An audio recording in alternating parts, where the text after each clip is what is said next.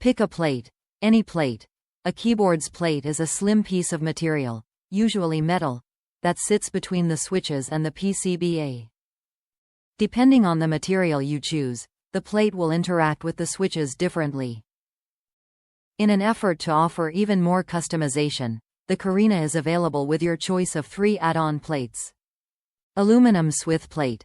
The most common material found in custom keyboard kits, aluminum offers a good balance of stiffness and flexibility to complement most switches. Brass switch plate. With a higher stiffness rating than aluminum, it provides an even sturdier feel. Copper switch plate. Similar to brass in its chemical makeup, copper provides a rigid, satisfying feel. Find what works best for you.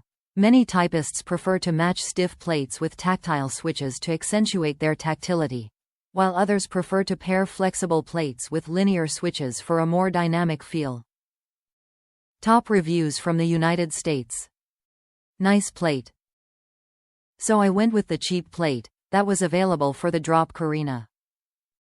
Really nice looking, being in the plastic showing it new.